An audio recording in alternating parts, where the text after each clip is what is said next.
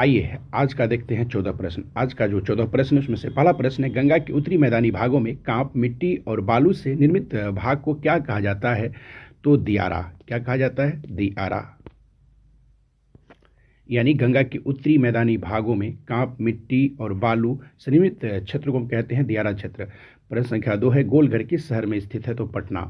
प्रश्न संख्या 3 है, सोमेश्वर पहाड़ी की ऊंचाई कितनी है? तो 880 मीटर। प्रश्न संख्या 4 है, पटना पुस्तक मेला किसके द्वारा आयोजित किया जाता है? तो सेंटर फॉर रीडरशिप डेवलपमेंट यानी सीआरडी। यानी सीआरडी एक संगठन यानी संस्था है, उसके द्वारा मतलब आयोजित किया जाता है। प्रश्न संख्या 5 है, प्लाईवुड का कारखाना बिहार के किस जिले में है? तो हाजीपुर में।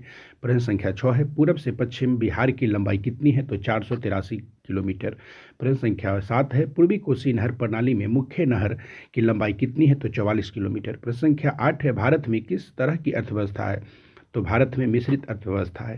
यानी भारत को जो अर्थव्यवस्था है वह क्या है? मिश्रित अर्थव्यवस्था है। प्रश्न संख्या 9 है, मानव विकास सूचकांक किस अर्थशास्त्री की देन है? तो महबूब उल हक। महबूब उल हक पाकिस्तानी थे और एचडीआई की स्थापना 1990 में किए थे। प्रश्न संख्या 11 है, मानव विकास सूचकांक किस संस्था द्वारा जारी किया जाता है? तो UNDP, United Nation Development Programme के द्वारा। प्रश्न संख्या 11 है, किसी अर्थव्यवस्था को सार्वजनिक और निजी क्षेत्रों में किस आधार पर वर्गीकृत किया जाता है? तो उद्यमों का स्वामित्व। प्रश्न संख्या 12 है, हिंदू वृद्धि दर किससे संबंधित है? तो राष्ट्रीय आय से। प्रश्न संख्या 13 है, भारतीय रिजर्व बैंक के द्वारा नगद कोष अनुपात में कमी की जाती है तो इसका साख सृजन पर क्या असर होगा? तो वृद्धि। और आज का लास्ट प्रश्न है, भारतीय जीवन बीमा निगम एलआईसी की शुरुआत कब हुई? तो 1956 में। तो फिर मिलते हैं अगले वीडियो में। धन्यवाद, आज के लिए इतना ही।